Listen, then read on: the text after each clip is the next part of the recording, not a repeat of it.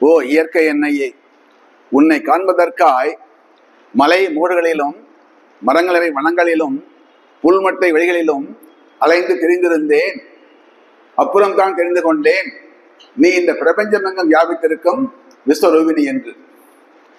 வான்வெளியாய், மலைத்தொடராய், வளர்ந்து நிற்கும் காடுகளாய், வண்டினமாய், புள்ளினமாய், வனம் திரியும் விலங்குகளாய், வண்ண மலர்ச்செறிவாய், வானவில்லின் பொன்னிறமாய், கத்தும் கடல் அலையாய், கழித்து நிற்கும் மனிதர்களாய், காயாய், கனியாய், கழிநீத்தின் சுவையாய், மண்ணிலே நெல்மணியாய், மண்ணிடைவால் நுண்ணுயிராய், எங்கும் நிறைந்திருக்கும் இயற்கை உந்தன் இயல்புகளை என்னிடவே இன்பம் அன்றோ, எழுதிடவோ யுகம் போரா, என்னவென்பேன் உன் பெருமை, என் வாழ்வே உன் கருணை. தமிழ்நாட்டின் இதயமாக திகழும் திருச்சிராப்பள்ளியிலே தீந்தமிழின் புகழை திக்கெட்டு பரப்பிக் கொண்டிருக்கும் திருச்சிராப்பள்ளி தமிழ் சங்கத்தின் அமைச்சர் மதிப்பிற்குரிய திரு உதயகுமார் அவர்களே, இங்கே என்னை அறிமுகப்படுத்திய தமிழ் சங்கத்தின் துணை அமைச்சர் முனைவர் அசத் அசன் அவர்களே, எனது அன்பிற்குரிய நண்பர் தமிழ்ச்செல்வர் கவிஞர் கோவிந்தசாமி அவர்களே, ஆண்டோர் பெருமக்களே, உன் அனைவருக்கும் என்ற இனிய மாலை வணக்கம். அதாவது இன்றைக்கு நான் காப்போம் இயற்கையின் தலைப்பிலே உங்களோடு உரையாட வந்திருக்கின்றேன். இயற்கை என்றால் என்ன? அதைத்தான் இந்த கவிதையிலே நான் துவக்கத்திலே சொன்னேன்.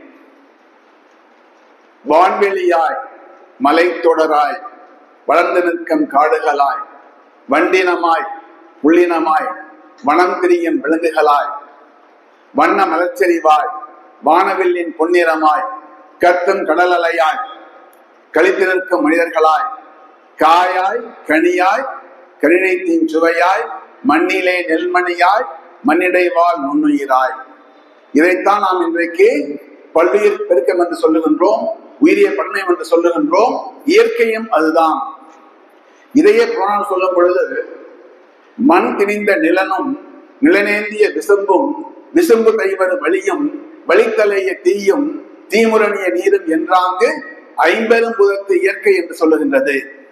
அதாவது 5 பஞ்சபூதங்கள்: நிலம், நீர், காற்று, தீ, வெளி ஆகிய இந்த 5 பஞ்சபூதங்கள் தான் இயற்கை என்று சொல்லுகின்றது. மணிவாசக பெருமான் சொல்லுவார் திருவாசகத்திலே, வானாகி மண்ணாகி வழியாகி ஒளியாகி ஊனாகி உயிராகி உண்மையுமாய் இன்மையுமாய் கோணாகி யான் எனதென்று அவரவரை கூத்தாட்டு வானாகி நின்றாயை என் சொல்லி வாழ்த்துவனே.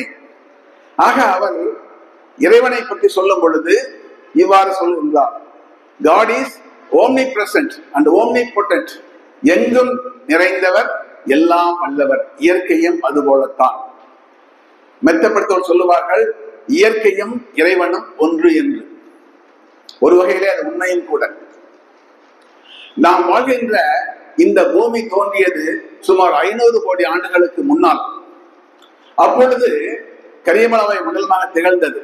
அதன் பின்னர் பசுமையான தாவரங்கள் தோன்றி பிராணவை வெளிப்பட்ட பிறகு சுமார் 100 கோடி ஆண்டுகளுக்கு முன்னால் பல வகையான உயிரினங்கள் பரிணமித்தன. மனிதன் தோன்றியது சுமார் 10 லட்சம் ஆண்டுகளுக்கு முன்னால். ஆதியிலே மனிதன் காடுகளிலே வாழ்ந்து வந்தான். காடுகளிலே வேட்டையாடி காய், கனி, கிழங்குகளை எல்லாம் சேகரம் செய்து உண்டு உயிர் வாழ்ந்து வந்தான். சுமார் 20,000 ஆண்டுகளுக்கு முன்னர் தான் காடுகளை விட்டு வெளியே வந்து தன்னுடைய கால்நடைகளோடு நதிக்கரைகளிலே வாழ துவங்கினான். அதுதான் நாம் படிக்கின்ற சிந்து சமவெளி, எகிப்து, மெசபடோமிய நாகரிகங்கள் அல்லவா. அதன் பிறகு தொழில் புரட்சி தோன்றியது சுமார் 160 ஆண்டுகளுக்கு முன்னால். அதன் பிறகு நாகரிகம் துரிதமாக வளர்ச்சி அடைந்தது. குடியிருப்புகள் குக்கிராமங்களாகவும், குக்கிராமங்கள் கிராமங்களாகவும், கிராமங்கள் நகரங்களாகவும், நகரங்கள் மாநகரங்களாகவும் மாறின. அதன் பிறகு பசுமை புரட்சி ஒரு 60 ஆண்டுகளுக்கு முன்னால். மக்கள் தொகை பெருக்கம், நகரமயமாக்கம், தொழில் புரட்சி, பசுமை புரட்சி, சாலை அமைத்தல் போக்குவரத்து, அனல் மின் நிலையம், புனல் மின் நிலையம், அணுமின் நிலையம், இப்படி பல்வேறு காரணங்களால் இயற்கை கொஞ்சம் கொஞ்சமாக சீர்குலைந்து வருகின்றது. ஆக நாம் இயற்கையை பேணி பாதுகாக்க வேண்டும். இயற்கையை காத்தால்தான் நம்முடைய வாழ்வு இங்கே நலமோடும் வளமோடும் அமையும். சரி, இங்க பந்தது சுப்ரமணி, அதாவது நம் எல்லோருக்கும் தெரியும், இயற்கை செழிப்போடு காணப்படக்கூடிய இடம் எது? காடுகள் அல்லவா? காடுகளிலே தான் மலைகள் இருக்கும், அங்கே புல்வெளிகள் இருக்கும், ஓடைகள் இருக்கும், ஆறுகள், நீர்நிலைகள், இப்படி எல்லா விதமான சூழல் தொகுதிகளும் அங்கே இருக்கும். அதாவது சூழியல் தொகுதி என்று சொன்னால் ஆங்கிலத்திலே ஈகோசிஸ்டம் என்று சொல்லுவார்கள். ஒரு குறிப்பிட்ட இடத்திலே வாழக்கூடிய தாவரங்கள், பிற விலங்கினங்கள் மற்றும் அங்கே நிலவக்கூடிய சூரிய வெளிச்சம், மண் வளம், நீர், இவையெல்லாம் ஒருங்கிணைந்துதான் சூழியல் தொகுதி என்று சொல்லப்படுகிறது. இதை நிலம் சார்ந்தது, நீர் சார்ந்தது என்று இரண்டு வகை பிரிப்பார்கள். இப்பொழுது மலை, காடு, புல்வெளி, தீவு, வயல்வெளி இதெல்லாம் நிலம் சார்ந்தது. அதே சமயம் ஓடை, ஆறு, குளம், ஏரி, கடல் இவையெல்லாம் நீர் சார்ந்த சூழியல் தொகுதிகள். நம்முடைய எல்லா தேவைகளுக்கும் நாம் இந்த சூழல் தொகுதிகள் தான் நம்பி இருக்கின்றோம்.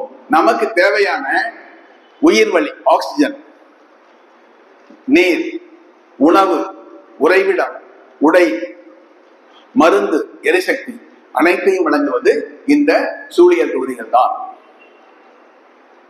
அதாவது உலக அளவிலே 10 நாடுகள் அதிக அளவிலே காடுகளை தம்மிடம் பெற்றுள்ளன. அதிலே ரஷ்யா, பிரேசில் போன்ற நாடுகள் இருக்கின்றன. இந்தியா 10வது இருக்கின்றது. அதாவது உலக அளவில் இருக்கின்ற காடுகளிலே 1.8 விழுக்காடு காடுகள் இந்தியாவிலே இருக்கின்றன. நம் இந்தியாவை பொறுத்தவரையிலே இங்கே உள்ள காடுகள் மற்றும் மரங்களின் பரப்பளவு 25.17 விழுக்காடு. தமிழ்நாட்டை பொறுத்தவரையிலே இங்கே உள்ள காடுகள் மற்றும் மரங்களின் பரப்பளவு 23.9 விழுக்காடு. நம்ம எல்லோரும் தெரியும் அல்லவா? அதாவது பாத்தீங்கன்னாக்க இந்தியாவை பொறுத்தவரையிலே இயற்கை வளம் செறிந்த பகுதிகள் என்று 2 அடையாளம் காணப்பட்டுள்ளது. ஒன்று மேற்கு தொடர்ச்சி மலை, இன்னொன்று வடகிழக்கு இமயமலை. மேற்கு தொடர்ச்சி மலை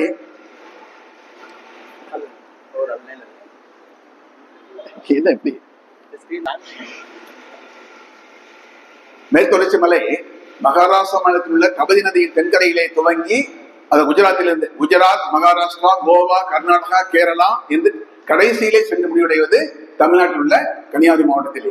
ஏறத்தாழ 1600 கிலோமீட்டர் நீளத்திற்கு அது பறந்துள்ளது. அகலம் சுமார் 100 கிலோமீட்டர். அங்கேதான் அடர்த்தியான காடுகள் இருக்கின்றன. அரிய வகை விலங்கினங்கள், தாவரங்கள் எல்லாம் இருக்கின்றன. வற்றாத ஜீவதைகள் அங்கேதான் உற்பத்தியாகின்றன. அதே போன்று வடகிழக்கு இமயமலை, அங்கே இருக்கக்கூடிய மாநிலங்கள் என்ன? அருணாச்சல் பிரதேசம், அஸ்ஸாம், மணிப்பூர், மேகாலயா, மிசோரம், நாகாலாந்து, சிக்கிம், திரிபுரா. அங்கே உள்ள காடுகளின் பரப்பளவு எவ்வளவு தெரியுமா? குறைந்தபட்சம் 60 விழுக்காடு, 70 விழுக்காடு, 80 விழுக்காடு அடர்த்தியான காடுகள். அதனால்தான் அங்கே மக்கள் செழிப்போடு இருக்கின்றார்கள். எல்லா வளங்களும் அங்கே இருக்கின்றன. வள்ளுவர் சொல்லுவார், நாடன்ப நாடா வளர்த்தன, நாடல்ல நாட வளர்ந்தரும் நாடு. அதாவது ஒரு சிறந்த நாடு என்று சொன்னால் நாம் எவ்வித பெருமுயற்சியும் செய்யாமல் அனைத்து தேவைகளும் நமக்கு எளிதாக கிடைக்க வேண்டும். அதுதான் சிறந்த நாடு. அதை விடுத்து நாம் பெருமுயற்சி செய்து சிரமப்பட்டு நம்முடைய தேவையை அடைய வேண்டும் என்று சொன்னால் அது சிறந்த நாடு அல்ல. இன்றைக்கு நேற்றைக்கல்ல, 2000 ஆண்டுகளுக்கு முன்பே அவர் சொல்லி சென்றார். சரி, சாதாரணமாக ஒரு மனிதனுடைய ஆயுள் 65 ஆண்டுகள் என்று சொல்லுவார்கள். அந்த 65 ஆண்டுகள் உயிர் வாழக்கூடிய ஒரு மனிதன் சுவாசிக்கும் பிராணவாயுவின் மதிப்பு சுமார் 5 கோடி ரூபாய். இந்த 5 கோடி ரூபாய் மதிப்பு தாவரங்கள், குறிப்பாக மரங்கள் தான். இதையெல்லாம் யாரும் எண்ணவில்லை. மரங்கள் வெட்டி அழிக்கப்படுகின்றன, காடுகள் அழிக்கப்படுகின்றன. நான் சென்ற முறையே சொன்னேன், நம்ம திருச்சி மாநகரத்திலே 2 சாலைகள் இருக்கின்றன. ஒன்று மேலரன் சாலை, இன்னொன்று கீழரன் சாலை. வெஸ்ட் புலிவார்ட் ரோட், ஈஸ்ட் புலிவார்ட் ரோட், இல்லைங்களா? புலிவார்டு என்று சொன்னால் ஆக்ஸ்போர்ட் டிஸ்டரியில பொருள் என்ன தெரியுமா? மரங்கள் நிறைந்த அகலமான சாலை. ஒரு காலத்திலே இந்த 2 சாலைகளிலுமே மிகப்பெரிய மரங்கள் இருந்தன. வேப்ப மரம், அரச மரம் எல்லாம். அவையெல்லாம் குறைந்தபட்சம் 100. தேங்க்யூ.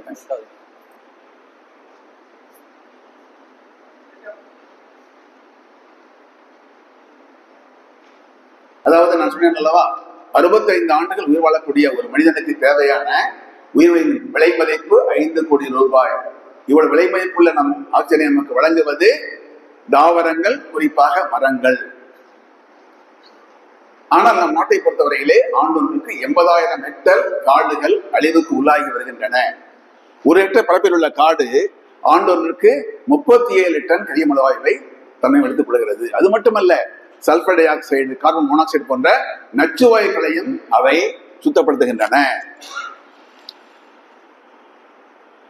அதற்கடுத்து நீர்வளம். அதாவது இந்த பூமியிலே 71 விழுக்காடு நீரால் சூழப்பட்டுள்ளது. ஆனாலும் நமக்கு கிடைக்கக்கூடிய அந்த நன்னீர் அளவு மிக மிக குறைவு. இதிலே 97 விழுக்காடு கடல் நீராக உள்ளது, உப்புத்தன்மை மிக்கது. நாம் விவசாயத்திற்கோ எதற்கும் பயன்படுத்த முடியாது. மீதம் இருப்பது 3 விழுக்காடு. அதிலும் 2.97 விழுக்காடு பனிப்பறைகளாக அங்கே அடைபட்டு கிடக்கின்றது. ஆக மீதம் இருப்பது 0.003 விழுக்காடு மட்டுமே நமக்கு கிடைக்கக்கூடிய நன்னீர். அதுவும் எப்படி இருக்கிறது? நீராவியாக, நிலத்தடி நீராக, மண்ணினுடைய ஈரப்பதமாக, ஓடைகள், ஆறுகள், ஏரிகள், குளங்கள் எல்லாம் அது காணப்படுகிறது. அதனால்தான் நாம் தண்ணீரை திரவ தங்கம் என்று சொல்லுகின்றோம். அதாவது பூமியில் உள்ள மொத்த நீர் கொள்ளளவு 100 லிட்டர் எடுத்துக்கொண்டால் நமக்கு கிடைக்கக்கூடிய நன்னீர் அளவு தெரியுமா? 0.003 லிட்டர். அதாவது அரை தேக்கரண்டி அளவு மட்டுமே. அதனால்தான் அறிவியலாளர்கள் சொல்லுகின்றன, எதிர்காலத்திலே யுத்தங்கள் நிகழலாம். அப்படி யுத்தங்கள் நேர்ந்தால் அது பெரும்பாலும் தண்ணீருக்காக மட்டுமே இருக்கும் என்று சொல்லுகின்றார்கள். அதற்கடுத்து மண்வளம். மண்வளம் சொல்லும் பொழுது நமக்கு உணவு பயிர் விளைவிக்க வேண்டும் என்று சொன்னால் வளமான மண் வேண்டும். அந்த மேல் மண், அரை அடி ஆழம் உள்ள மேல் மண் உருவாவதற்கு 600 முதல் 1000 ஆண்டுகள் ஆகும் என்று அறிவியல் அறிஞர்கள் சொல்லுகின்றார்கள். இந்தியாவை பொறுத்தவரையிலே ஆண்டொன்றுக்கு 600 கோடி டன் மேல் மண் வீணாகிறது, மண்ணரிப்பால் வீணாடுகிறது. அது மட்டுமல்ல, 700 கோடி ரூபாய் மதிப்புள்ள நைட்ரஜன், பாஸ்பேட், பொட்டாசியத்துக்கள் வீணாகின்றன. அதே சமயத்திலே அங்கே நீங்கள் மரங்களை நட்டு வளர்த்தால் மண் வளம் பேணப்படுகிறது, மண் அரிமானம் தடுக்கப்படுகிறது. காடுகள் இந்த பணியை செவ்வனே செய்து வருகின்றன. சரி, இந்த இயற்கை நிறைந்த காடுகளை நாம் ஏன் காப்பாற்ற வேண்டும்? இயற்கை வளங்களை நாம் ஏன் பேண வேண்டும்? நமது அடிப்படை வாழ்வாதாரங்களை வழங்குவது இந்த சூழியல் நோய்கள் நிறைந்த இயற்கை தான். ஆக இன்றோடு நமது வாழ்க்கை முடிந்து விடுவதல்ல. எப்படி நமது அப்பா, தாத்தா, முப்பாட்டன் வாழ்ந்தார்களோ அதே போல் நமக்கு பிறகு நமது குழந்தைகள், பேர குழந்தைகள், அவர் சந்ததியினர் எல்லோரும் நலமோடும் வளமோடும் வாழ வேண்டும். அதற்கு நாம் இயற்கையை அறிவார்ந்த முறையிலே பயன்படுத்தி அவர்களுக்கு விட்டு செல்ல வேண்டும். அது இங்க நடப்பது என்ன? இயற்கை வளங்கள் அளவுக்கு அதிகமாக சொல்லப்படுகிறது. அது தடுக்கப்பட வேண்டும். இயற்கை சமநிலையை நாம் பேண வேண்டும். பாருங்க, இயற்கை காப்பதற்கு பல்வேறு சட்டங்கள் இருக்கின்றன. நீங்க உங்களுக்கு தெரியுமான்னு தெரியல, நான் படிக்கிறேன். தமிழ்நாடு வன பாதுகாப்பு சட்டம் 1882ஆம் ஆண்டு இயற்றப்பட்டது. ஆங்கிலேயர் காலத்திலேயே பாருங்க, முதல் முறையாக இயற்றப்பட்ட சட்டம் வன பாதுகாப்பு சட்டம். அப்ப எந்த அளவு வனங்கள் முக்கியமானவை என்பதை நீங்களே முடிவு செய்து கொள்ளுங்கள். அதற்கடுத்து தனியார் காடுகள் பாதுகாப்பு சட்டம், அது இயற்றப்பட்டது 1949ஆம் ஆண்டு. அதாவது நீங்க பாத்தீங்கன்னா தனியார் காடுகள்னா இங்க நமக்கு அவ்வளவு தெரியலைங்க. நீங்க இதே திருநெல்வேலி, கன்னியாகுமரி மாவட்டத்தில் பாத்தீங்கன்னாக்க தனியாருடைய பொறுப்பிலே நிலம் இருக்கும். அங்க காடுகள் போன்றே அங்கே மரங்கள், தாவரங்கள் எல்லாமே இருக்கும்.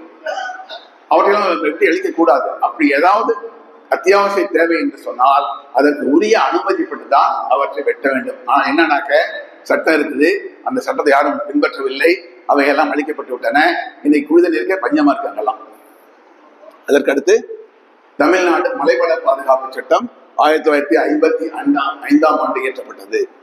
தமிழ்நாடு சிறு கனிம சலுகை விதிகள் 1959ஆம் ஆண்டு இயற்றப்பட்டது. அதை வச்சுதான் இப்ப இந்த கோரி பண்றாங்க, கல் உடைக்கிறாங்க, மணல் எல்லாம் பார்த்தீங்களா, அதெல்லாம் அதை பத்தி நான் பேசிட்டு வருவோம். அதன் பிறகு வனவியல் பாதுகாப்பு சட்டம் 1972ஆம் ஆண்டு இயற்றப்பட்டது.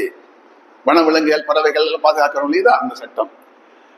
நீர் மாசுபாடு தடுப்பு மற்றும் கட்டுப்பாடு சட்டம் 1974.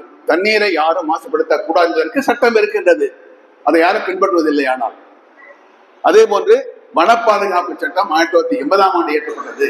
இந்த சட்டம் ஒரு மிக மிக அருமையான சட்டம். இந்த சட்டத்தால் தான் நாங்கள் நிறைய அளவு தீவிரமாக காடுகளை பாதுகாக்க முடிந்தது. ஆனால் இப்ப என்ன பண்ணிட்டாங்க, அதை மீண்டும் அமெண்ட் பண்ணிட்டாங்க. அது பின்னாடி பேசுவோம் நம்ம. அடுத்து காற்று மாசுபாடு தடுப்பு மற்றும் கட்டுப்பாடு சட்டம். காற்றையும் மாசுபடுத்தக் கூடாது, அப்படி நீங்க மாசுபடுத்தினால் அதற்கு உரிய தண்டனை உண்டு சட்டத்தின்படி. சுற்றுச்சூழல் பாதுகாப்பு சட்டம் 1986 இயற்றப்பட்டது. மலைப்பகுதி பாதுகாப்பு ஆணையம் ஹாக்கா 1990. அதாவது ஹாக்கா என்று சொன்னால் ஹில் ஏரியா கன்சர்வேஷன் அத்தாரிட்டி, மலைப்பகுதி பாதுகாப்பு ஆணையம். அதன் பிறகு கடற்கரை ஒழுங்கு பகுதி அறிவிக்கை 1991. கடற்கரை பகுதியிலும் நாம் பாதுகாக்க வேண்டும். உயிரி மருத்துவ மேலாண்மை பாருங்க, நம்ம இவ்வளவு சட்டத்திட்டங்கள் இருந்தாலும் கூட பாத்தீங்கன்னா கேரளாவில் வந்து இட்ஸ் ரெகுலர் ஹேபிட். அவங்க லாரியில கொண்டு வந்து அந்த மருத்துவ எல்லாம் கூட்டிட்டு போறாங்க. அதுக்கு என்ன நடவடிக்கை எடுக்கிறாங்க? லாஸ்ட் டைம் 2 months பேக் வந்ததுல ஒரு இன்சிடென்ட். அது என்ன பண்ணாங்க, என்ஜிடி ஒன்று இன்டர்ஃபியர் பண்ணாங்க. தேசிய பசுமை தீர்ப்பாயம் அது என்ன பண்ணாங்க, அது ரொம்ப லைட்டா விட்டாங்க. நான் கூட ஹிந்து எழுதுனேன், the vehicles should be confiscated and there should be civil punishment for the culprits concerned சொல்லிட்டு just publishing. இப்பதான் ஒரு 2 days பேக் ஆர்டர் போட்டுருக்காங்க அந்த வெஹிக்கல் கான்ஃபிஸ்கேட் பண்ணணும்னு சொல்லிட்டு. இதுக்கெல்லாம் சட்டத்தில் கடுமையாக இருக்க வேண்டும். நடவடிக்கை கடுமையாக இருந்தால்தான் அவங்க பயப்படுவாங்க. ஆனா பாருங்க, இந்தளவும் இப்ப லாஸ்ட் நடந்தது திருப்பி 2 days பேக் இப்போ பண்ணிட்டு தான் இருக்கிறாங்க, ரெகுலரா பண்ணிட்டு இருக்காங்க. இது நாமெல்லாம் வேடிக்கைப்பட்டு கொண்டிருக்கிறோம், தப்பா நினைக்காதீங்க சம்பந்தப்பட்ட மக்கள். அதற்கடுத்து மறுசுழற்சி நெகிழி தயாரிப்பு மற்றும் பயன்பாட்டு விதிகள் 1999. அதாவது நம்ம வந்து பிளாஸ்டிக்கை பயன்படுத்த வேணாம்னு சொல்றோம். அதை வந்து அங்க எங்க உற்பத்தி செய்யறாங்களோ அங்கேயே தடை பண்ணிவிட்டால் பிரச்சனையே இல்லை. ஆனால் அதை செய்யப்படவில்லை. நகராட்சி திடக்கழிவுகள் நிர்வாகம் மற்றும் கையாள் விதிகள் 2000. உயிர் பன்மைய பாதுகாப்பு சட்டம் 2002. இப்படி பல்வேறு சட்டங்கள் இருக்கின்றன. இதுல ஒரு சில மட்டும் நான் பேசிடுறேன். 7:30 முடிக்கணுமா? கரெக்டா 7:30 கரெக்டா முடிக்கணும். 7:30 முடிக்கணும். சரி, அதாவது இதுல பாத்தீங்கன்னாக்க தனியார் காடுகள் பாதுகாப்பு சட்டம் வந்து இயற்றப்பட்டது 1949. அந்த கன்னியாகுமரி மாவட்டத்தை பொறுத்தவரையிலே அங்கே இந்த சட்டம் 1975 தான் அமலுக்கு வந்தது. ஏனென்று சொன்னால் அங்க வந்து நிறைய பேர்கிட்ட வந்து தனியார் காடுகள் இருந்தன. அவங்க எல்லாம் அதுக்கு பயங்கரமா அப்போஸ் பண்ணாங்க, எதிர்த்து எழுந்தாங்க. அவங்க அதுல கோர்ட்ல கேஸ் போட்டுங்க. அதனால it was delayed for more then 25 years. ஆனா என்னன்னா அதுக்கப்புறம் அங்க பாத்தீங்கன்னா எல்லா நிறைய எஸ்டேட்லாம் வந்து கேரளாக்காரங்க வச்சிருப்பாங்க. அவங்களுக்கு என்னங்க, காடு இருந்தா என்ன, அழிஞ்சா என்ன, தண்ணி வந்தா என்ன, வராட்டி என்ன, அவையெல்லாம் நிறைய தான் அழிச்சிட்டாங்க. நான் வந்து I was in Kanyakumari for more than 5 years as DFO. நான் வந்து ஒரு கேஸ்ல வந்து I suspended the watcher guard forester அந்த செக் போஸ்ட் கார்ட்ஸையும் ரேஞ்சர் சஸ்பெண்ட் சொல்லி I wrote my higher officer he too was suspended. ஏன்னா அந்த அளவுக்கு அங்க வந்து அந்த ஒரு இயற்கையை பாதுகாப்பதில் ஈடுபாடு இல்லாம அவங்க செயல்பட்டாங்க. அது என்னால் பொறுத்துக்கவே முடியல. ஒரு சின்ன நிகழ்ச்சி அதான், வேற ஒன்றும் இல்லை. அதுக்கப்புறம் இந்த ஹாக்கா சொன்னேன் இல்லையா, மலை பகுதி மேம்பாட்டு ஆணையம். இப்ப நம்ம கோயம்புத்தூர்ல பாத்தீங்கன்னாக்கா இந்த மேற்கு தொடர்ச்சி அடிவாரத்துல வந்து நிறைய பில்டிங் வந்திருக்கு. யானை பாதுகாப்பு தடங்கள், வழித்தடங்கள்லாம் யானைகளை ஊருக்குள்ள வருது வயல சொல்றாங்க இல்லைங்களா. அதுக்கு என்ன காரணம்னாக்க அங்கெல்லாம் அந்த இடங்கள்லாம் தேர் ஆர் கவர்ட் அண்டர் ஹாக்கா. அதுல என்னன்னாக்க உங்க சொந்த நிலமா இருக்கலாம், நீங்க வந்து அதுல வந்து ஒரு 800 ஸ்கொயர் மீட்டருக்கு அதிகமா ஒரு பில்டிங் கட்டினா கூட அதுக்கு உரிய அனுமதி பெற வேண்டும். அதுக்கு ஒருத்தர் இருக்காரு, director of confute down planning சென்னையில் இருக்காரு. அதுக்கு நீங்க அப்ளை பண்ணணும். அவர் என்ன பண்ணுவாரு, எங்க டிபார்ட்மெண்ட் தலைமை principal chief conservator of forest அவருக்கு ஒரு காப்பி அனுப்புவாரு. இன்னொன்று வந்து PCB police control board chairman அனுப்புவாங்க. அவங்க இந்த concern district forest officer divisional இன்ஜினியருக்கு அனுப்புவாங்க. அவங்க பார்த்து ரிப்போர்ட் கொடுத்தா அதை வச்சுதான் அவங்க அது வந்து ஓகே பண்ணுவாங்க, இல்லை ரிஜெக்ட் பண்ணுவாங்க. இதெல்லாம் யாரும் பின்பற்றவே இல்லை. என்ன ஆகி போச்சுன்னா யானைகள் காலங்காலமாக அந்த வலசை போகின்ற பாதைகள் எல்லாம் அழிவுக்கு உள்ளாகி கட்டிடங்கள் கட்டப்பட்டு செங்கல் சூளைகள் உருவாகி 30 அடி ஆழத்துக்கெல்லாம் தோண்டி அந்த யானைகள் என்ன பண்ணுது, போக வழி இல்லாம ஊருக்குள்ள வருது, வயல்ல வந்து விளைபயிரை சேதப்படுத்துகிறது. இது நம்முடைய அறிவின்மை, நம்முடைய முட்டாள்தனுடைய பேராசை. அதே மாதிரி அங்கே நான் கன்னியாகுமரியில் பையன் கொடுத்து ஒரு நிகழ்ச்சி, ஒரு இன்ஸ்பெக்ஷன் நான் போயிட்டு இருக்கேன். ஜீப் எடுத்து பார்க்குறேன், தூரத்தில் வந்து ஒரு சின்ன ஒரு குன்று, அது மேல வந்து ஒரு மிஷினரி பாக்குறேன். எனக்கு டவுட், உடனே டிரைவர் சொன்னேன், தம்பி பார்ப்பாங்கன்னு. ஆமாங்க ஏதோ வண்டி இருக்குன்னு சொன்னாங்க. உடனே அங்க போக சொன்னோம். பார்த்தா அது வந்து ஆரத்துல இருந்து ஒரு 3-4 கிலோமீட்டர் தள்ளி இருக்குது, வெளியில இருக்குது, ஒரு ஹில்லா இருந்தாலுமே கூட அது ஷாக்கா வருது. அதெல்லாம் வந்து பர்மிஷன் கொடுக்க கூடாது. அதை பார்த்தா மேல வந்து 2 ஜேசிபி நிற்குது, கீழே 2 டிப் எல்லாம் நிற்குது. அதை பார்த்தீங்கன்னா எனக்கு பயங்கர கோவம் வந்துருச்சு. டிரைவர் கூப்பிட்டு சத்தம் பண்ணேன், இதே பண்ணி கேட்டோன்னே அவங்க கூட ஆர்டர் காமிச்சான்.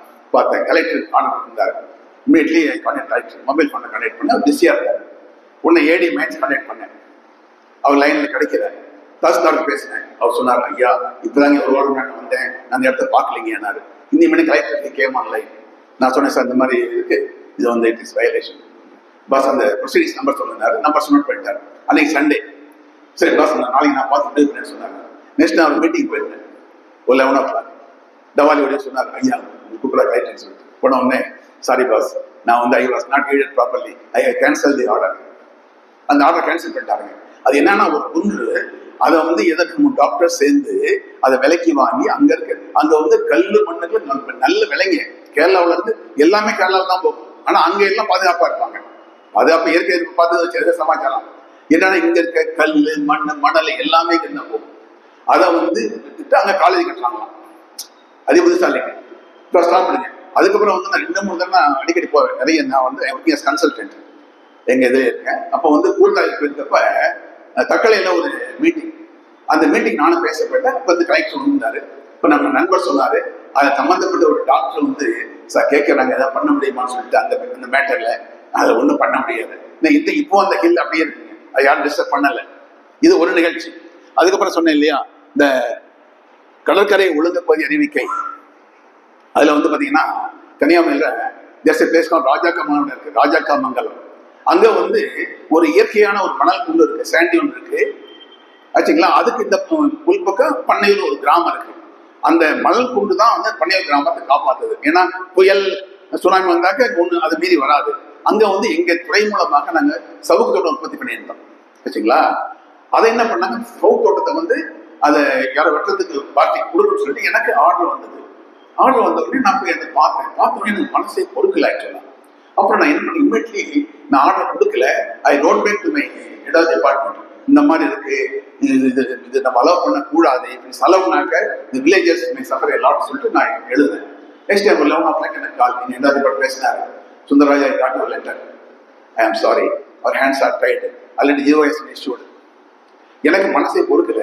அப்போ வந்து 2011 ஜனவரி, நான் ஜனவரி ரிட்டையர் ஆன எண்டில் 26 அன்னைக்கு ரிபப்ளிக் டே நான் போயிருக்கேன். கலெக்டர் போய் உட்காந்து கலெக்டர்கிட்ட இந்த ஸ்கெட்ச் எல்லாம் போட்டு அவர்கிட்ட நான் டிஸ்கஸ் பண்ணேன். சார் அந்த மாதிரி என்ன பண்ணலாம் பாஸ், ஜிஓ இஷ்யூ பண்ண சொல்றீங்களே, என்ன பண்ணலாம், நீங்க யோட போய் ஜிஓ வழி இல்லை சார், திங்க் ஓவர் சொன்னாங்க.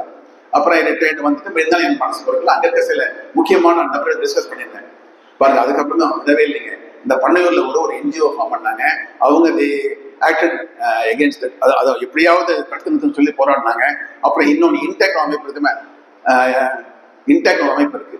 அதுல இருக்கக்கூடிய முக்கியமான கன்வீனர் வந்து நம்ம ஃப்ரெண்டுங்க, அவங்க வயசானவங்க. அப்போ பாஸ்ட் ரீசென்ட்லி அவரை வந்து என்கிட்ட அடிக்கடி பேசிட்டே இருப்பாரு. அப்ப நான் சொன்னேன் அவருக்கு, அங்க இந்த கேஷோனா பிளான்டேஷன் போட்டோலாம் அனுப்பிச்சு வச்சேன், அந்த சாண்டியன் போட்டோ அனுப்பிச்சு வச்சேன் வித் ஆல் தட். இப்போ எனக்கு அப்புறம் வந்த ஒரு டிஎஃப் வந்து யங்ஸ்டர், அவர் கேரளாக்காரர், அவர் அந்த சாண்டியன் இல்லையா எழுதி கொடுத்தாரு போல. உடனே அந்த காப்பி எடுத்துட்டாரு. நான் ஒரு செமினாருக்கு போயிருந்தேன் கன்னியாகுமரிக்கு. அப்போ அவர் என்கிட்ட சொல்றாரு, அந்த மாதிரி டிஎஃப் பண்ணிட்டாரு. நான் வந்து அவர்கிட்ட பேசுறேன், ரீட்டோனர் பேரு, என்ன ரீட்டோன் சார், சாரி சார் எனக்கு தெரியாது, நான் வந்த புதுசு ஏதோ பார்த்தேன் எழுதிட்டேன் சார். He fell sorry. சரி என்ன பண்றது, நம்ம அவரையும் காப்பாற்றணும் இல்லையா. இவங்க வந்து இன்டிமேட்டா என்ஜிடி எல்லாம், அதை தேசிய பசுமை தீர்ப்பாயத்தெல்லாம் அது பண்ணிருக்காங்க, ஒன்றும் ஆகல. அங்க வந்து ஒரு தனியார் துறைமுகம் அமைக்கணும் என்பதற்காக வேண்டி அவங்க அதுக்கு ஆர்டர் வாங்கிட்டாங்க. அந்த ஆர்டர் வாங்கிட்டாங்கன்னாக்க அந்த மணல் குண்டுலாம் அழிஞ்சு போயிடும் ஆச்சுங்களா. அவங்க ஐடியா நடக்க ஒரு ரிசார்ட் ஃபார்ம் பண்ணணும்னு சொல்லிட்டு, அதுக்கப்புறம் I told them you right to BMO prime minister office எழுதுங்க. அங்கிருந்து எங்களுக்கு ஹெட் ஆஃபீஸ் வந்து பெங்களூர் ஆஃபீஸ் இருக்கு, இந்த சுற்று சம்பந்தப்பட்ட ஒரு ஆஃபீஸ், அங்கிருந்து ஒரு ஆஃபீஸ் வந்து தணிக்கை செய்துட்டு அங்க வந்து சாண்டியோன் இருக்கு, நேச்சுரலி ஃபார்ம் சாண்டியோன் இருக்கு. அது இல்லாம கடலாமைகள் குறிப்புகள் அங்க இருக்குது, நீங்க அலோவ் பண்ண கூடாதுன்னு சொல்லிட்டுங்க. திருப்பி வந்து ministry of environment for climate change வந்து அந்த ஆர்டரை கேன்சல் பண்ணிட்டாங்க. ஸோ இதெல்லாம் என்னன்னாக்க, நம்ம வந்து அரசு பணியில வேலை பார்க்கறது பெருசு இல்லைங்க, நமக்கு வந்து அந்த சட்டத்திட்டங்கள் முழுமையா தெரிஞ்சிருக்கணும், விதிமுறை முழுமையா தெரிஞ்சிருக்கணும், அதை நல்லபடியாக செயல்படுத்த வேண்டும். ஆச்சுங்களா? அந்த மாதிரி நம்ம நிறைய பேசிட்டு இருக்கலாம். நான் வந்து இதெல்லாம் கதை சொல்லிங்க, என் புக்ல எல்லாமே நான் ரெக்கார்ட் பண்ணியிருக்கேன். நான் வந்து IRP blogger in town here வெப்சைட்டுங்க, சயின்ஸ் மேகசின் தெரியும் இல்லையா, அதுல வந்து 60 ஆர்டிகல்ஸ். அந்த இக்கலாஜிக்கல் புக், அந்த புக்கு காமிங்க சார். இந்த புக்கோட பேர் வந்து இக்கலாஜிக்கல் ஹார்மனி. அந்த புக்ல எல்லாமே டாக்குமெண்ட் ஆயிருக்கு ஃபார் இன்ஃபர்மேஷன். அடுத்து பாருங்க, காலநிலை மாற்றம். இன்னும் 7 மணி ஆச்சா? சாரி, காலநிலை மாற்றம். இப்ப வந்து கிளைமேட் சேஞ்ச் இல்லைங்களா, அதான் இப்ப முக்கியமா ஓடிட்டு இருக்கு. சரி, காலநிலை மாற்றம் என்ன சொன்னா என்னன்னாக்க, ஒரு குறிப்பிட்ட பகுதியிலே 10 ஆண்டுகள் அதற்கு மேலே பல ஆண்டுகளாக நிலவக்கூடிய வானிலை மூலங்களில் மாற்றத்தான் காலநிலை மாற்றம் என்று சொல்லுகிறோம். நான் ஷார்ட்டா போயிடுறேன் பாருங்க. அதுக்கு என்ன காரணிகள் பார்த்தீங்கன்னாக்க, சூழல் சீர்குலைவடைகின்றது, எல்னினோ இயற்கையான ஒரு ஃபேக்டருங்க. அதுக்கப்புறம் வந்துட்டு புவிவெப்பமாயல், அதன் பிறகு காடுகள் அழிப்பு, உயிரியப்பன்மை அழிப்பு, இது போன்ற காரணங்களால் காலநிலை மாற்றம் தூண்டப்படுகிறது. காலநிலை மாற்றம் என்பது காலங்கள நடந்து கொண்டிருக்கிறது, அது ஒரு அளவோடு இருக்கிறது. ஆனால் இப்படி பல்வேறு சீர்குலைவுகளால் அவை தீவிரமாகி அதன் மூலமாக நாம் பல்வேறு பேரிடர்களை சந்தித்து வருகின்றோம். இப்போ புயல் வருது, சுனாமி வருது, அதிகமான கடுமையான மழை பொழிவு, மழையின்மை, பஞ்சம், வறட்சி, இதற்கெல்லாம் காரணம் காலநிலை மாற்றம். இதுல பாத்தீங்கன்னாக்க, இப்ப தமிழ்நாடு மாநிலம் வந்து முன்னுடைய திகழ்கின்றது. இந்த காலநிலை மாற்றத்தை குறைப்பதற்காக வேண்டி தீவிரமான நடவடிக்கை எடுக்கப்பட்டு வருகின்றது. அதுல பாத்தீங்கன்னாக்க, குறிப்பாக நெய்தல் பயிற்சி என்று சொன்னால் கடற்கரையை மீட்டெடுத்தல், பல்லுயிர் பாதுகாப்பு திட்டம், பசுமையாக்கல் திட்டம், ஈரக்குளங்கள் பாதுகாப்பு திட்டம், இத்திட்டங்களை எல்லாம் தமிழ்நாடு அரசு வனத்துறையின் மூலமாக செயல்படுத்திக் கொண்டு வருகின்றது. இதற்கு 2020ஆம் ஆண்டு தான் தேசிய இலக்கு. அதாவது கார்பன் நடுநிலை, கரியமல வெளியேற்றத்தை குறைக்க வேண்டும், அப்படி மீண்டும் வெளிவரக்கூடியவற்றையும் நாம் அவற்றை கட்டுப்படுத்த வேண்டும். அதற்கான நடவடிக்கைகள் மேற்கொள்ளப்பட்டு வருகின்றன. இதற்காக வந்து ஜப்பான் நாடு நமக்கு 950 கோடி ரூபாய் நிதி வழங்கி வருகின்றது.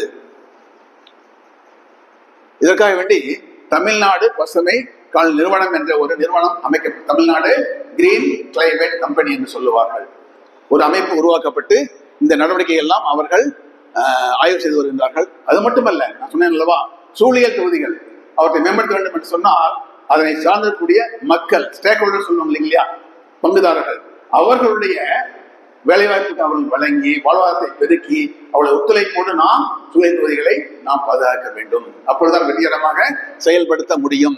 அதோடு கடற்கரை ஓரங்களிலிருந்து அலையாத்து கடலை உருவாக்க வேண்டும். அதன் மூலமாக அதை ஒட்டியுள்ள கிராமங்கள் எந்தவித பாதிப்பு இல்லாமல் செயல்படுத்த முடியும். இதற்காக 38 மாவட்டங்களுக்கும் 3.8 கோடி ரூபாய் வழங்கப்பட்டுள்ளது. இப்ப பல்லுயிர் பாதுகாப்பு பணிகள் நீங்க பாத்தீங்கன்னாக்க, இப்ப பார்க் நீரிணை இருக்கு இல்லையா, அங்க வந்து இந்த கடல் பசு பாதுகாப்பு மையம் உருவாகி இருக்காங்க. எல்லாம் பேப்பர்ல பாத்துருப்பீங்க. இது இப்பதான் உருவாக்குனாங்க. நான் 2018 அங்க ஒரு கூட்டாய்வுக்காக சென்றிருந்தேன். அப்பொழுது அதையெல்லாம் நான் பார்த்து அதை பற்றி ஒரு கட்டுரை எழுதியிருக்கேன். அதாவது கடல் பசு வந்துங்க தாவர உண்ணி, வாழ்த்து தாவர உண்ணி.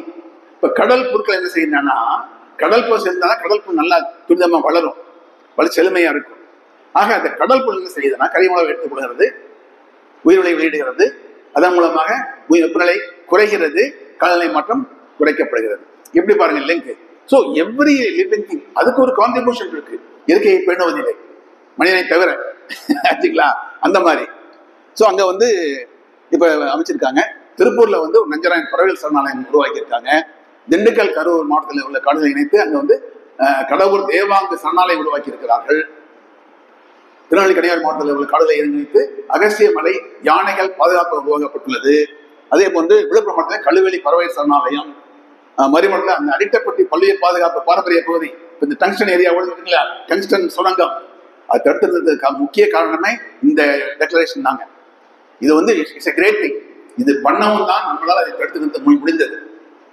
அது அடுத்து வந்து கிருஷ்ணகிரி தருமபுரி மாவட்டத்தில் வந்துட்டு காவிரி தெற்கு வனவியல் சரணாலயம் உருவாக்கப்பட்டுள்ளது.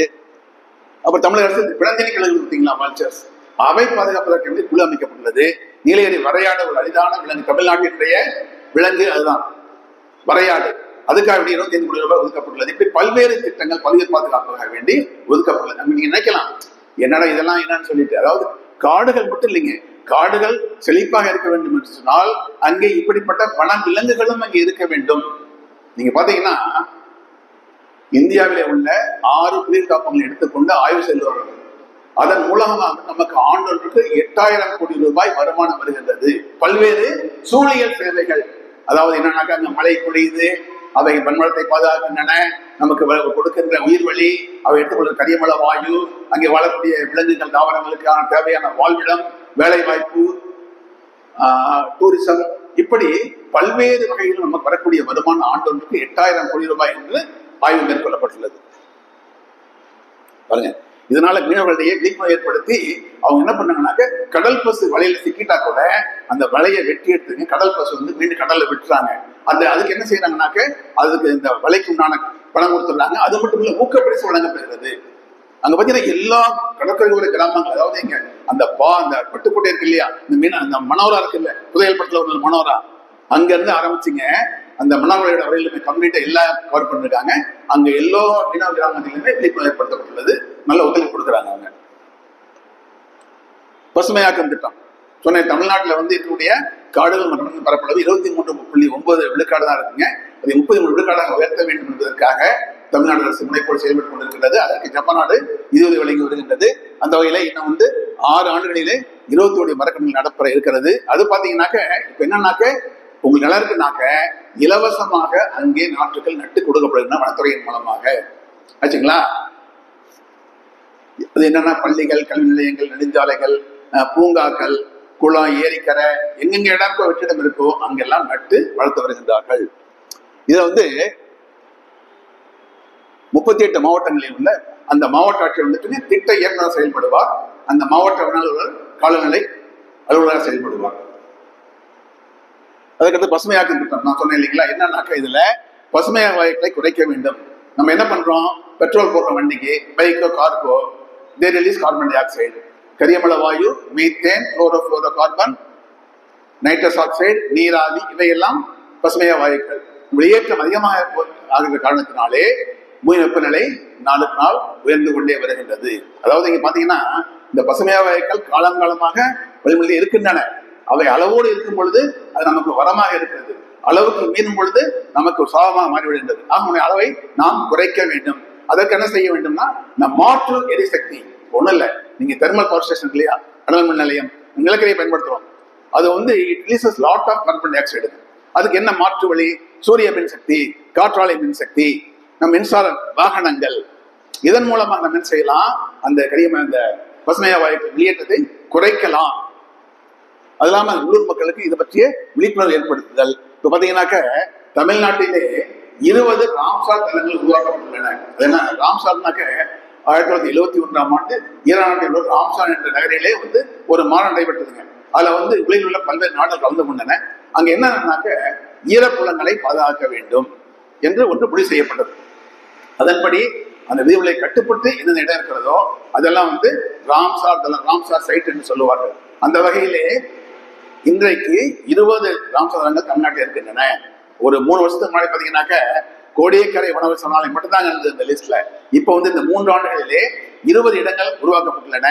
இந்தியாவிலேயே தமிழ்நாட்டில் மட்டும்தான் இத்தனை ராம்சார் தலங்கள் இருக்கின்றன என்பது நமக்கு மிக பெருமையான ஒரு செய்தி.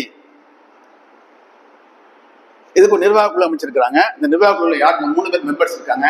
யாருனாக்க, மாண்டேக் சிங் அலுவாலியா, அவர் கிரேட்டஸ்ட் எக்கனாமிஸ்டுங்க.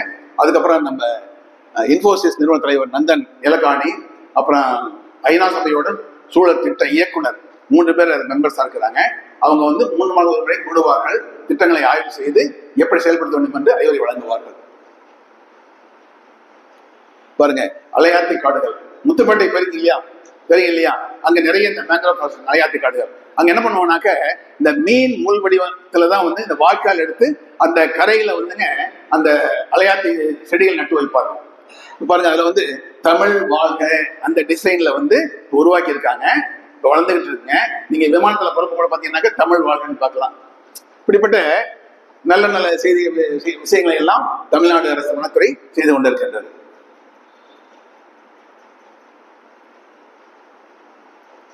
கனிம வள கொள்ளை நம்ம பேசியாகணும், நான் முடிச்சிடறேன். அதாவது பாத்தீங்கன்னா, நமக்கு வந்து கனிமம் தேவை இல்லை, மணல் தேவை, வீடு கட்டுறது இல்லைன்னு சொல்லுங்க. அது என்ன சொல்றாங்க அரசாங்கத்துல, 1 மீட்டர் அளவு பண்ணலாம்னு சொல்றாங்க. நான் என் புக்கில் கூட இருக்க 2 மீட்டர் அளவு பண்ணுங்க. 1 மீட்டர் கஷ்டம், அதை எந்த இயந்திரங்களை பயன்படுத்தக்கூடாது. ஆனா என்ன பண்றாங்க, எல்லாம் ஜேசிபி புக்ல எல்லாம் போட்டு எல்லாம் பண்றாங்க.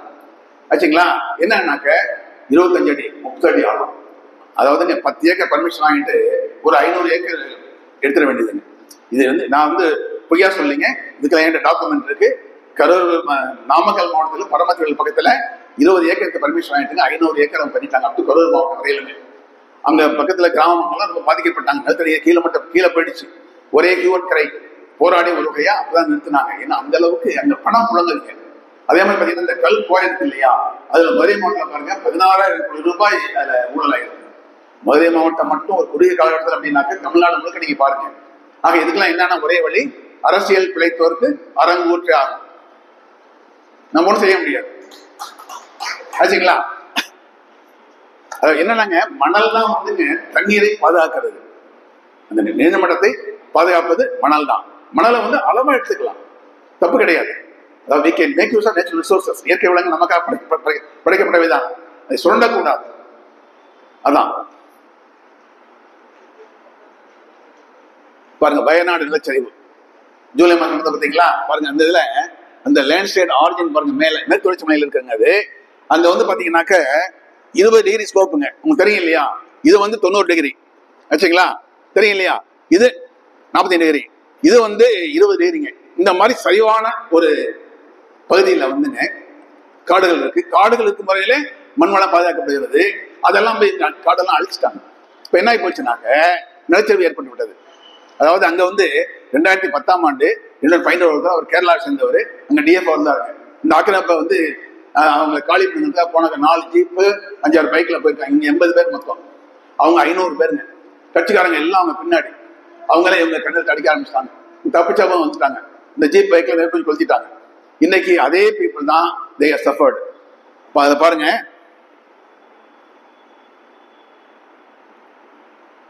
எந்த அளவு சேதம் பாருங்களேன். இந்த ஜூலை மாசம் 30ஆம் தேதிங்க சென்ற ஆண்டு 312 பேர் இறந்து போயிட்டாங்க. 200 பேர் காயமடைந்தாங்க. 220 பேர் காணவில்லை. அதுக்கு என்ன காரணம்னாக்க 62 விழுக்காடு அங்கே காடுகள் அழிக்கப்பட்டு விட்டன. இப்ப இதையெல்லாம் தடுக்கணுங்க வேண்டி 2010ஆம் ஆண்டு மாதவ காட்கல் கொடுத்தாங்க. அவர் தலைமையில வந்து குழு அமைச்சாங்க. மேற்கு தொடர்ச்சி மலை சூழல் இயல் நிபுணர் குழு அமைச்சாங்க. அவர் வந்து என்ன பண்ணாங்க, இங்க செயல்படுறது எல்லாம் நிறைய கண்டிஷன் போட்டாருங்க. அங்க டீ பிளான்டேஷன் பண்ணக்கூடாது, பில்டிங் கட்டக்கூடாது, எல்லாமே. உடனே அங்கிருந்து ஆளுங்கட்சி கூட இதெல்லாம் போராட்டம் பண்ணாங்க. இப்ப 2012 இன்னொரு குழு அமைச்சாங்க. அதுக்கு அப்ப இருந்த ஐஎஸ்ஓ சேர்மன் கஸ்தூரங்கன் அவரு சேர்மனுங்க. கொஞ்சம் ரிலாக்ஸ் பண்ணாங்க. பட் அதை யாருமே ஃபாலோ பண்ணவே இல்லை. இப்ப அந்த நெட்டு சொல்றாங்க. இப்ப வந்து பாருங்க எல்லாம் காடுகள் அழிக்கப்பட்டன. தேயிலை தோட்டங்கள், கட்டிடங்கள், சுரங்கங்கள். இன்றைக்கு மிகப்பெரிய நிலச்சரிவு. அதெல்லாம் மனிதனுடைய அறிவற்ற செயலால் ஏற்பட்ட அந்த தீங்கு. இதெல்லாம் அதே மாதிரி யானை வைத்து சொன்னேன் பார்த்தீங்களா முதல்ல. இப்போ கோயம்புத்தூர் தடாகம் ஏரியா இருக்கு இல்லையா, அங்கெல்லாம் இந்த பிரச்சனை இருக்கு. அதுக்கெல்லாம் என்ன காரணம்? இந்த ஹாக்கா சொன்னேன் இல்லையா, மலைப்பகுதி மேம்பாட்டு ஆணையம். அதை யாரும் அவங்க பின்பற்றவே இல்லைங்க. தான் அது காரணம். சரி, இயற்கையுடைய முக்கியத்துவம் என்ன? ஒரு நாட்டின் பொருளாதாரம் நிலைத்திருக்க வேண்டும் என்று சொன்னால் அந்த நாட்டிலே இயற்கை வளங்கள் முறையாக பாதுகாக்கப்பட வேண்டும். அதான் முக்கியமானது. அதற்கடுத்து ஒரு நாட்டின் நீடித்த நிறையான உலக வளர்ச்சிக்கு அங்கு உள்ள பரப்பளவிலே காடுகள் மூடில் இருக்க வேண்டும். இப்ப இதையெல்லாம் வந்து இஷ்டத்துக்கு நம்ம அழிக்க ஆரம்பிச்சோம்னாக்க at one point of time human race will be completely depleted from the surface of the earth. பூமியிலிருந்து மனிதனமே கூட அழிந்து விடும். ஆபத்துக்குள்ளாக இயற்கை வளங்கள், அதாவது ஒரு மணிக்கு வந்துங்க 3 உயிரினங்கள் அழிந்து வருகின்றன. அப்ப ஆண்டொன்றுக்கு 20,000 உயிரினங்கள் அழிந்து வருகின்றன. கோரல் பவளப்பாறைகள் கடற்கரை கேள்விப்பட்டீங்க இல்லையா? பவளப்பாறை செழிப்படைந்தாக்க அங்கதான் வந்து மீன், நண்டு எல்லாமே வாழ்விடங்களாக அமைகின்றன, இனப்பெருக்கம் செய்கின்றது. அப்ப மீனவர்களுக்கு போகும்போது நிறைய மீன் கிடைக்கும், நண்டு கிடைக்கும் இல்லைங்களா? இப்ப அதெல்லாம் என்ன பண்றாங்க, மாசுபடுறது காரணத்தினாலே, காலநிலை மாற்றத்தின் காரணமாக அவையெல்லாம் தரம் குறைந்து புள்ளி வருகின்றன. உலக அளவிலே பாத்தீங்கன்னாக்க 3 ஒரு பங்கு. அப்ப மீன் கிடைக்காது, நண்டு கிடைக்காது, மீனவர்களுடைய வாழ்வாதாரம் பாதிக்கப்படுகிறது அல்லவா? அதே போன்று பாத்தீங்கன்னா உலக அளவிலே பாலூட்டிகள் 24 விழுக்காடு அழிந்து வரும் அபாயத்தில் உள்ளன. பறவைகள் 12 விழுக்காடு இருக்கின்றன. அது ஈரப்பழங்கள் பாத்தீங்கன்னா உலக அளவிலே 50 விழுக்காடு. திருச்சியில பாத்தீங்கன்னா ஒரு நீர்நிலையில வந்து அதை அழிச்சிட்டு ஒரு தனியார் ஷாப்பிங் மால் இருக்கு. இன்னொரு இடத்துல வந்து அதை அழிச்சு அங்க வந்து ஒரு அறிவியல் அரங்கு உற்பத்தி உருவாக்கியிருக்காங்க நமது அரசாங்கம். இங்க மட்டும் இல்ல, நாகர்கோயில்ல பஸ் ஸ்டாண்ட் கேட்டா நீர்நிலை தான், திருநெல்வேலியில அப்படிதான், ஊட்டியில அப்படிதான். மக்களுடைய அறியாமை. நான் சென்ற பல்வேறு விழிப்புணர்ச்சி கூட்டங்கள். சரி, ஒவ்வொருத்தரும் நம்ம என்ன செய்யணும்? நம்ம அதோ நிறைய மரங்களை நட்டு வளர்க்க வேண்டும். வீட்டை சுற்றி கொஞ்சம் இடம் இருந்ததுனாக்கா நீங்க செடி கொடி வளர்க்கலாம். நீங்க சப்போஸ் ஒரு அப்பார்ட்மெண்ட் இருக்கீங்கன்னாக்கா அட்லீஸ்ட் பால்கனியில you can grow some plants. அதே போல மரத்திலான பொருட்களை நாம் பயன்படுத்துவதை குறைக்க வேண்டும். காகிதத்தை பயன்பாட்டை நாம் குறைக்க வேண்டும். இயற்கை உரங்களையும் இயற்கை பூச்சிகளையும் நாம் பயன்படுத்த வேண்டும். தொல்படி பொருள், அதாவது பெட்ரோல், டீசல், நிலக்கரி, இயற்கை எரிவாயு இவற்றையெல்லாம் நாம் குறைக்க வேண்டும். எத்திக்ஸ், நெறிமுறைகள் பின்பற்ற வேண்டும். இயற்கையோடு இயைந்த வாழ்க்கை வாழ வேண்டும். நமது முன்னோர்கள்லாம் இயற்கையோடு இயைந்த வாழ்க்கை வாழ்ந்தார்கள் இல்லைங்களா? நிலங்களை 5 வகையாக பிரித்து வந்தார்கள். குறிஞ்சி, முல்லை, மருதம், நெய்தல், பாலை இல்லையா? அவர்கள் கண்டதும் இயற்கை, கேட்டதும் இயற்கை, உண்டதும் இயற்கை, உற்றதும் இயற்கை, உள்ளமும் இயற்கை, உணர்வும் இயற்கை, வாழ்வும் இயற்கை, வழிமுறையும் இயற்கை. அப்படி அவங்க இயற்கை. இன்றைக்கு நாம் ஓரளவு நலமோடும் வளமோடும் வாழ முடிகிறது. ஆனால் நாளைக்கு நமது குழந்தைகள், பேர குழந்தைகள் நலமோடு வாழ வேண்டும். அந்த எண்ணம் அதுக்கு இயற்கையினையே மதிக்க வேண்டும். சூழலுக்கு உகந்த பொருட்களையும் எரிபொருட்களையுமே நாம் பயன்படுத்த வேண்டும். வனங்களையும் வன உயிரினங்களையும் பாதுகாக்க வேண்டும். ஆறுகள் புனிதமானவை, அவற்றை மாசுபடுத்த கூடாது. மக்களிடையே இயற்கையை பாதுகாப்பு பற்றிய விழிப்புணர்வை நாம் ஏற்படுத்த வேண்டும் இல்லைங்களா? இயற்கையை பாதுகாப்போம். அதாவதுங்க, பூமிக்கு ஆதாரமாக விளங்குவது இயற்கை. அது என்னன்னா, பூமினா பூமியில வாழக்கூடிய அனைத்து உயிரினங்கள், மனிதர் உள்ளிட்ட அனைத்து உயிரினங்களுக்கும் தேவையானவற்றை விளங்குவது சூழியல் தொகுதிகள், குறிப்பாக மரங்கள் நிறைந்த வனங்கள். அவற்றை நாம் நல்லபடியாக பாதுகாக்க வேண்டும். இயற்கை வளங்களை நாம் பாதுகாக்க வேண்டும் என்று உங்களை எல்லாம் அன்போடு வேண்டி, எனக்கு இப்படிப்பட்ட ஒரு வாய்ப்பினை வழங்கிய தமிழ் சங்கத்திற்கு நன்றி கூறி, என்னை மிக சிறந்த முறையிலே அறிமுகப்படுத்திய ஐயா முனைவர் ஜாகிர் ஹசன் அவர்களுக்கு நன்றி கூறி விடைபெறுகிறேன். நன்றி, வணக்கம்.